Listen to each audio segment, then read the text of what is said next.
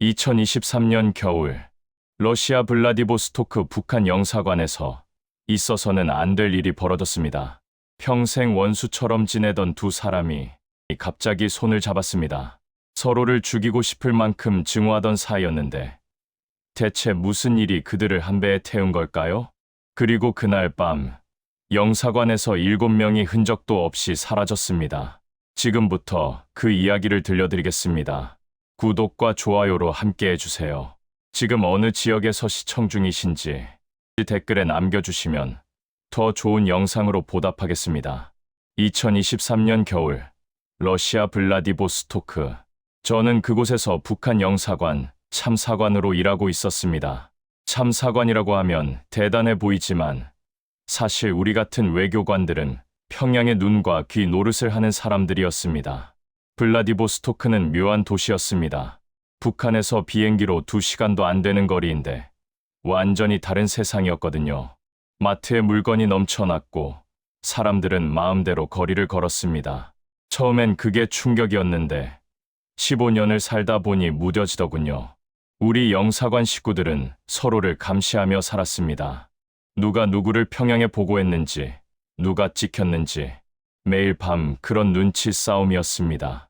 박 상무원이라는 자가 있었습니다.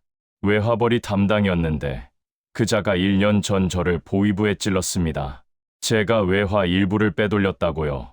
터무니없는 모함이었습니다. 장부 착오였을 뿐인데 석 달 동안 조사를 받았습니다. 결국 무혐의로 풀려났지만 그 과정에서 당한 굴욕은 뼈에 사무쳤습니다. 감시는 더 심해졌고 승진은 물 건너갔습니다. 그때부터 박 상무원과 저는 얼굴만 봐도 이가 갈렸습니다.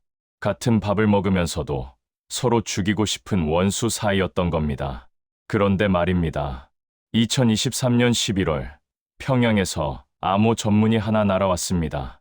모든 외교관 자녀를 다음 고려항공편으로 본국에 송환하라는 명령이었습니다. 처음엔 무슨 소린가 했습니다. 아이들만 보내라고요? 우리 가족은 같이 있어야 하는데 그날 밤 아내가 저를 붙잡고 울었습니다. 이건 인질로 잡겠다는 거라고요. 준이를 보내면 우린 평생 끌려다녀야 한다고요. 그날 밤 저는 잠을 이룰 수가 없었습니다. 아들을 평양에 보내면 어떻게 되는지 저는 너무 잘 알았습니다. 우리가 조금이라도 삐끗하면 그 애가 먼저 끌려갑니다. 부모 잘못에 자식이 죽는 겁니다. 창밖으로 블라디보스토크의 불빛이 보였습니다. 저 불빛 너머 어딘가에 자유가 있다는 걸. 그때 저는 처음으로 진지하게 생각했습니다. 그리고 다음 날 아침, 저는 평생 원수로 살 줄 알았던 박 상무원을 찾아갔습니다. 그가 저를 보는 눈빛은 차가웠습니다. 하지만 저는 알았습니다. 그의 8살짜리 딸도 같은 비행기를 타야 한다는 것을. 그의 눈에서도 제가 어젯밤 느꼈던 것과 똑같은 공포를 읽었습니다. 우리는 서로를 증오했지만 자식 앞에서만큼은 똑같은 죄인이었습니다. 박 상무원이 저를 노려봤습니다. 영사관 뒷마당, 담배 피우는 척하며 만난 자리였습니다. 저는 담배 연기를 내뱉으며 말했습니다. 그때 횡령 누명 씌운 거 다 안다. 하지만 이제 내 아들이랑 네 딸이 죽게 생겼는데 그게 다 무슨 상관이냐? 박 상무원의 얼굴이 굳었습니다. 그도 알고 있었던 겁니다. 아이들이 평양에 들어가면 무슨 일이 벌어지는지. 그의 8살짜리 딸 수아가 그 비행기를 타면 자신은 평생 노예라는 거려. 저는 주머니에서 종이 한 장을 꺼냈습니다. 몽골 국경까지의 지도였습니다. 모스크바로 가면 3일 안에 잡히지만 서쪽 몽골 국경으로 가면 사흘이면 된다고 설명했습니다. 박 상무원이 지도를 빤히 보더니 냉동 트럭 루트를 말하는 거냐고 물었습니다. 그가 외화벌이를 하며 러시아 마피아들과 거래한 게 이럴 때 쓸모가 있었습니다. 수산물 밀수 트럭들이 검문 없이 국경을 넘는 루트를 그는 알고 있었습니다. 트럭은 자기가 구하겠다고 했습니다. 대신 제가 해야 할 일이 있다고요. 김 기사를 포섭해야 한다는 겁니다. 김 기사, 영사관 소속 운전기사였습니다. 보위부가 우리를 감시하듯 그도 감시 대상 중 하나였습니다. 하지만 저는 그에게 약점이 아니라 상처가 있다는 걸 알고 있었습니다. 다음 날 밤, 저는 김 기사를 따로 불렀습니다. 딸이 결국 갔다며? 라고 물었습니다. 그의 얼굴이 일그러졌습니다. 지난달 북한에서 온 소식이었습니다. 폐결핵이었는데 약이 없어서 죽었다고요. 겨우 12살이었습니다. 저는 그에게 말했습니다. 당신은 이제 잃을 게 없지 않느냐고. 우리가 떠나면 당신도 어차피 책임지고 끌려간다고. 같이 가서 새 인생을 시작하자고요. 김 기사의 손이 떨렸습니다. 그는 한참을 말이 없었습니다. 그리고 고개를 끄덕였습니다. 이제 7명이 됐습니다. 사흘 뒤 박 상무원이 소식을 가져왔습니다. 트럭을 잡았다고요. 냉동 수산물 운반 차량인데 짐칸에 사람 숨길 공간이 있다고 했습니다. 대신 영하 20도라고요. 버틸 수 있겠느냐고 물었습니다. 저는 아들 준이의 얼굴을 떠올렸습니다. 그리고 8살 수아의 얼굴을. 버텨야지요. 안 버티면 죽는 거니까요. 비행기 출발까지 이틀. 우리는 평양이 보낸 관에 아이들을 태울 수 없었습니다. 그래서 스스로 지옥을 선택했습니다.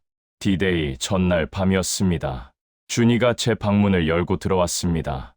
녀석의 눈빛이 평소와 달랐습니다. 우리 도망치는 거 안다고 했습니다. 가슴이 철렁했습니다. 이 녀석이 눈치를 챘던 겁니다. 그런데 준이가 단호하게 말했습니다. 자기는 안 간다고요. 여기가 자기 조국이고 자기는 조선 사람인데 왜 도망쳐야 하느냐고요. 18살짜리 눈에 분노가 차 있었습니다. 저는 할 말을 잃었습니다. 이 아이는 태어나서부터 그렇게 배웠으니까요. 위대한 수령님, 위대한 장군님, 목숨 바쳐 충성해야 한다고 학교에서, 소년단에서 매일 그렇게 배웠으니까요. 저는 아들을 안치고 처음으로 진실을 말했습니다. 내가 평양에 가면 인질이라고. 우리가 조금이라도 삐끗하면 내가 먼저 끌려가서 수용소에서 죽는다고. 부모 잘못에 자식이 죽는 거라고요. 준이의 얼굴이 창백해졌습니다. 그리고 아버지가 관리하던 돈이 보통 돈이 아니라고 했습니다. 우린 이미 너무 많이 알아버렸다고. 가만히 있어도 죽는다고요. 방 안이 고요했습니다. 준이가 한참을 말이 없었습니다. 그러다 작은 목소리로 물었습니다. 아버지, 조선은 원래 이런 나라예요? 저는 대답하지 못했습니다. 대신 아들의 어깨를 잡았습니다. 한참 뒤 준이가 고개를 들었습니다. 눈에 눈물이 고여 있었지만 목소리는 단단했습니다. 자기가 CCTV를 돌려놨다고요. 뒷문 카메라 녹화 시간을 30분 전으로 맞춰놨다고요. 18살짜리가 아버지보다 먼저 움직인 겁니다. 저는 그 순간 이 아이를 평양에 보내지 않길 1000만 번 잘했다고 생각했습니다. 준이가 말했습니다. 무섭지 않다고요. 같이 가면 된다고요. 그날 밤 저는 아들을 처음으로 어른으로 봤습니다. 반면 수아는 달랐습니다. 박 상무원 집에 들렀을 때 수아는 낡은 곰 인형을 꼭 안고 있었습니다. 엄마가 짐을 싸는 동안 아이는 인형한테 말하고 있더군요. 우리 여행 가는 거야. 무섭지 마. 라고요. 그 인형 배 속에는 비자금 장부가 든 USB가 숨겨져 있었습니다. 아이는 그걸 모르고 그냥 제일 소중한 친구를 데려가는 거였습니다. 그런데 그날 오후 일이 터졌습니다. 보위부에서 갑자기 연락이 왔습니다. 오늘 저녁 7시에 영사관 전체 회식을 하는데 전원 참석 필수라고요. 심장이 멎는 줄 알았습니다. 트럭은 밤 10시에 뒷골목에서 대기하기로 돼 있었습니다. 회식에 안 가면 바로 의심받고 회식에 가면 시간이 없습니다. 박 상무원이 저를 찾아와서 어떻게 하겠느냐고 물었습니다. 연기하겠느냐고요. 저는 말했습니다. 연기하면 끝이라고. 내일 비행기가 뜨면 아이들은 평양이라고요. 우리는 도박을 하기로 했습니다. 회식에 참석하되 중간에 빠지는 겁니다. 저는 일부러 술을 많이 마신 척했고 박 상무원은 아내가 아프다고 핑계를 댔습니다. 김 기사는 우리 짐을 미리 트럭에 실어두기로 했습니다. 밤 9시 저는 화장실에 간다며 자리를 떴습니다. 복도에서 박 상무원과 눈이 마주쳤습니다. 우리는 말없이 고개를 끄덕였습니다. 9시 30분 관사 뒷문. 아내와 준이가 먼저 와 있었습니다. 곧이어 박 상무원 가족이 도착했습니다. 수아는 여전히 곰 인형을 안고 있었습니다. 그리고 골목 끝에서 헤드라이트가 꺼진 트럭 한 대가 천천히 다가왔습니다. 김 기사가 창문을 열고 말했습니다. 빨리 타라고요. 30분 뒤면 회식장에서 사람들이 눈치채기 시작할 거라고요. 트럭 짐칸 문이 열렸습니다. 얼음장 같은 냉기가 뺨을 때렸습니다. 2300km. 그 지옥 같은 거리가 우리를 기다리고 있었습니다. 그 시각 모스크바 방향 고속도로. 보위부 추격조장 리철수는 택시를 세웠습니다. 운전사를 끌어내고 뒷좌석을 뒤졌습니다. 사람은 없었습니다. 대신 핸드폰 6대가 좌석 밑에 굴러다니고 있었습니다. 리철수의 얼굴이 불그락불그락해졌습니다. 속은 겁니다. 방향을 틀라고, 서쪽이라고 소리쳤습니다. 추격조 세대가 유턴했습니다. 같은 시각, 우리 트럭 안. 몸이 더 이상 제 것 같지 않았습니다. 손가락은 이미 감각이 없었고, 숨을 쉴 때마다 폐가 얼어붙는 것 같았습니다. 벌써 8시간째였습니다. 박 상무원이 저를 노려봤습니다. 정말 이 길이 맞느냐고, 서쪽으로 오는 거 들켰으면 끝장이라고요. 김 기사를 믿어야지 다른 방법이 있느냐고 했더니 그 사람 딸 죽었다고 했잖느냐고, 자포자기한 사람을 어떻게 믿느냐고 따졌습니다. 저도 솔직히 불안했습니다. 하지만 지금 돌아갈 수도 없었습니다. 그때 준이가 뭔가를 만지작거리고 있었습니다. 트럭 짐칸 구석에 있던 낡은 무전기였습니다. 주파수가 잡히는 것 같다고 했습니다. 녀석이 다이얼을 돌리자 지지직거리는 소리 사이로 러시아어가 들렸습니다. 그리고 곧이어 조선말이 섞여 나왔습니다. 서쪽 국경 방향으로 수배 차량 추적 중이라고. 냉동 트럭으로 추정된다고요. 심장이 쿵 내려앉았습니다. 들켰습니다. 박상무원 아내가 수아를 더 꽉 껴안았습니다. 아이는 지쳐서 곰 인형을 안은 채 잠들어 있었습니다. 저는 그 인형을 봤습니다. 저 안에 뭐가 들었는지는 박상무원만 알고 있었습니다. 저는 물었습니다. 저 인형 안에 뭐가 들었느냐고. 비자금 장부라고 했는데 그게 다냐고요. 박상무원이 잠깐 침묵했습니다. 그러더니 말했습니다. 장부만 있는 게 아니라고요. 그 안에 김정은 직인이 찍힌 서류가 있는데 직인 옆에 다른 이름이 적혀 있다고요. 저는 그 말의 의미를 바로 알아챘습니다. 누군가가 김정은 몰래 돈을 빼돌리고 있다는 뜻이었습니다. 우리가 들고 있는 건 비자금 장부가 아니라 폭탄이었습니다. 그때 트럭이 갑자기 속도를 줄였습니다. 김 기사가 말했습니다. 100m의 불빛이 보인다고요. 저 멀리서 따라오고 있다고.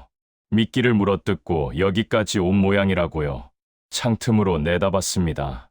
칠흑 같은 어둠 속에 헤드라이트 3개가 점점 가까워지고 있었습니다.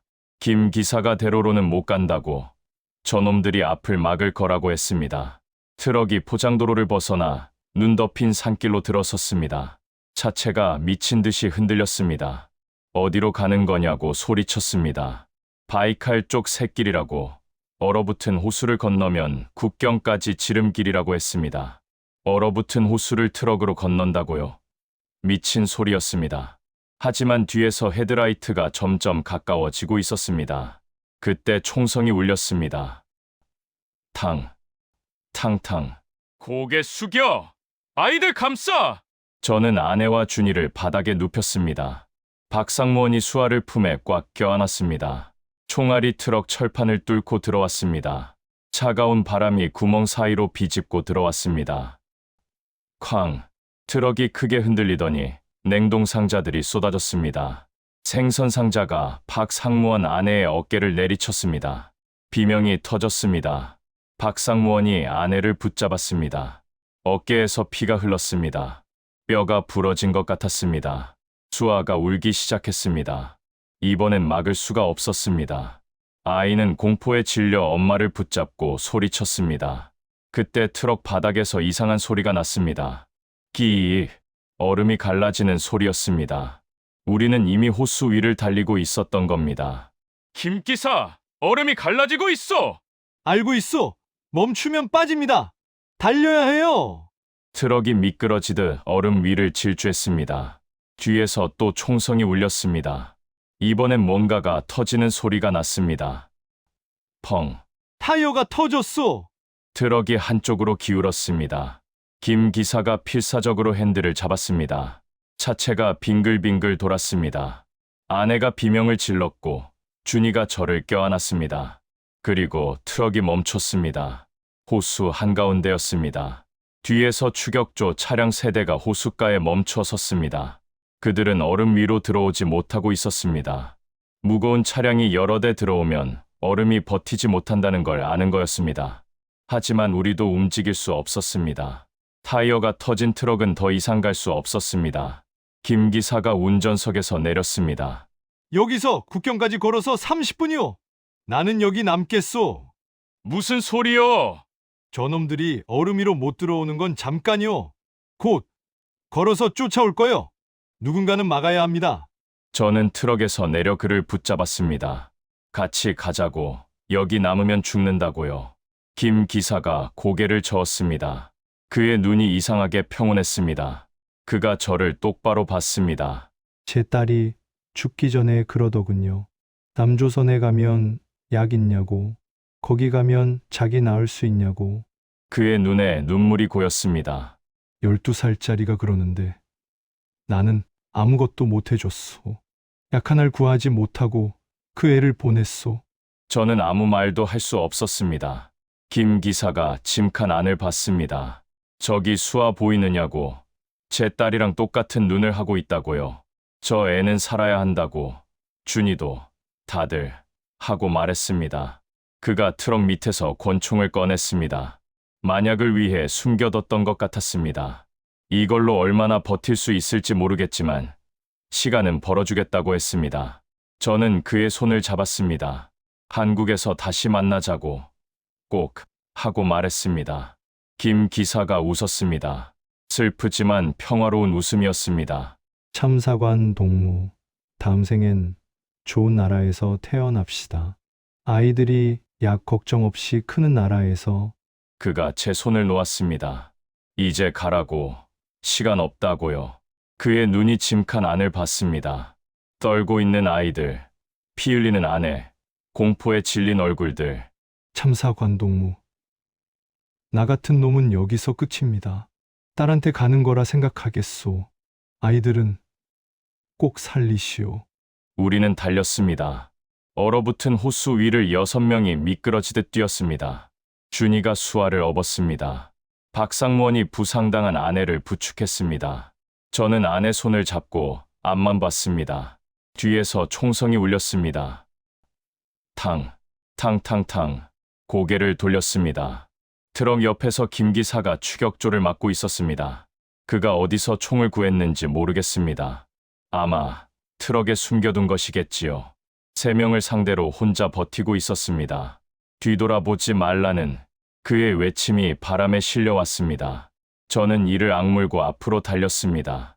500m쯤 왔을 때 박상무원 아내가 쓰러졌습니다. 어깨 부상의 출혈까지 더 이상 버틸 수 없었던 겁니다. 박상무원이 일으키려 했지만 그녀는 힘이 없었습니다. 얼굴이 창백했고 입술이 파랗게 질려 있었습니다. 못 가겠다고 자기를 버리고 가라고 했습니다. 수아가 준이 등에서 내려 엄마한테 달려갔습니다. 곰 인형을 꽉 쥔 채 울고 있었습니다. 박상무원이 저를 봤습니다. 그의 눈에 눈물이 고여 있었습니다. 먼저 가라고. 우리는 하고 말을 잇지 못했습니다. 저는 그의 멱살을 잡았습니다. 여기까지 와서 무슨 소리요? 어서 업어! 박상무원이 아내를 등에 업었습니다. 저는 수아를 안아들었습니다. 준이가 곰 인형을 주워 품에 넣었습니다. 다시 뛰었습니다. 뒤에서 총성이 멈췄습니다. 저는 알았습니다. 김 기사가 끝났다는 걸. 그가 우리한테 벌어준 시간이 다 됐다는 걸. 300m, 200m, 100m. 국경 철조망이 보였습니다. 그 너머로 불빛이 반짝였습니다. 몽골이었습니다. 뒤에서 발소리가 들렸습니다. 추격조가 따라오고 있었습니다. 멈추라는 고함이 들렸습니다. 러시아어와 조선말이 섞인 고함이었습니다. 50m. 다리가 풀렸습니다. 숨이 끊어질 것 같았습니다. 하지만 멈출 수 없었습니다. 그때 국경 저편에서 날카로운 사이렌 소리가 울렸습니다. 몽골 국경 수비대였습니다. 초소에서 불빛이 우리를 비췄습니다. 누구냐고 물었습니다. 저는 있는 힘을 다해 소리쳤습니다. 난민이요! 제발 도와주시오! 몽골 국경 수비대가 우리를 보호해줬습니다. 추격조는 국경선 앞에서 멈춰야 했습니다. 그들은 발을 동동 구르며 욕을 퍼부었지만 더 이상 손을 쓸 수 없었습니다. 우리는 사흘 뒤 한국 대사관으로 인도됐고 일주일 뒤 인천공항에 내렸습니다. 비행기에서 내릴 때 준이가 제 손을 잡았습니다. 18살짜리 손이 떨리고 있었습니다. 우리 살았어요. 하고 말했습니다. 저는 아무 말도 할 수 없었습니다. 그냥 아들을 껴안았습니다. 국정원 안가에서 조사가 시작됐습니다. 요원들이 수아의 곰 인형을 가져갔습니다. 인형배를 가르자 USB가 나왔습니다. 수아는 그걸 보고 울었습니다. 자기 친구의 배를 갈랐다고요. 며칠 뒤 국정원 요원이 저와 박 상무원을 불렀습니다. 두 분이 가져온 자료가 대단한 거라고 했습니다. 화면에 서류가 떴습니다. 김정은 직인이 찍힌 비자금 장부. 그런데 그 옆에 다른 이름이 있었습니다. 군부 실세의 이름이었습니다. 이건 단순한 횡령이 아니라고 했습니다. 군부가 김정은 몰래 자금을 빼돌리고 있다는 증거라고요. 북한 내부에 균열이 생기고 있다는 뜻이라고요. 그래서 우릴 죽이려 한 거라고요. 우린 비자금 때문이 아니라 이 비밀 때문에 쫓긴 거였다고요. 저는 그제야 모든 게 이해됐습니다. 우리가 관리하던 돈이 김정은 돈이 아니었던 겁니다. 우리는 모르고 군부의 검은 돈을 만지고 있었고 그게 들킬까봐 그들이 먼저 우리를 없애려 한 거였습니다. 우린 살기 위해서가 아니라 죽지 않기 위해 사라진 거였습니다. 한 달 뒤 하나원 교육이 끝났습니다. 저는 처음으로 대형 마트에 갔습니다. 물건이 넘쳐났습니다. 과일, 고기, 과자, 아무거나 집어도 되는 세상이었습니다. 아내가 제 옆에서 울었습니다. 여보, 이게 자유구나 하고요. 준이는 수아를 데리고 학교 운동장에 갔습니다. 아이들이 뛰어노는 걸 한참 바라봤습니다. 수아가 물었습니다. 오빠 김 아저씨는 왜 안 왔어? 준이가 한참 말이 없었습니다. 그러다 말했습니다. 아저씨는 우리 보내주고 딸 만나러 갔다고요. 수아가 고개를 끄덕였습니다. 아이는 새 곰 인형을 꽉 안고 있었습니다. 저는 가끔 그날 밤을 떠올립니다. 얼어붙은 호수 위에서 우리를 막아선 김 기사의 뒷모습을, 영하 30도 칼바람 속에서도 꿋꿋이 서 있던 그 등을, 3명의 추격조를 향해 혼자 총을 들던 그 손을, 그가 마지막으로 외쳤던 말이 아직도 귓가에 맴돕니다. 나 같은 놈은 여기서 끝이오. 아이들은 꼭 살리시오. 김 기사는 1년 전에 딸을 잃었습니다. 겨우 12살이었는데 약이 없어서 죽었습니다. 그는 그날 호수 위에서 우리 아이들을 살리고 자기 딸한테 갔습니다. 우리는 살았습니다. 그가 목숨으로 벌어준 시간 덕분에 요즘 준이는 한국에서 대학 준비를 하고 있습니다. 수아는 초등학교에 다니며 친구들과 뛰어놉니다. 박 상무원 아내는 어깨 수술을 받고 회복 중입니다. 우리 모두 평범하게 살고 있습니다. 그런데 가끔 밤에 눈이 내리면 잠을 이룰 수가 없습니다. 그 호수가 떠오릅니다. 총성이 멈추던 순간이 떠오릅니다. 뒤돌아보지 못하고 달리기만 했던 제 자신이 떠오릅니다. 언젠가 통일이 되면 그 호수에 가겠습니다. 김 기사가 쓰러졌을 그 자리에 꽃 한 송이 놓고 오겠습니다. 그리고 말해주겠습니다. 기사 동무, 아이들은 잘 살고 있어. 모두 당신 덕분이요. 여러분, 우리가 사라진 이유는 자유 때문이 아니었습니다. 죽지 않기 위해서였습니다. 하지만 지금은 압니다. 진짜 자유가 뭔지, 아무도 쫓아오지 않는 밤이 얼마나 소중한지, 아이들이 마음껏 뛰어놀 수 있는 운동장이 얼마나 귀한 건지, 그걸 알려준 건 그날 호수 위에 남은 한 사람이었습니다.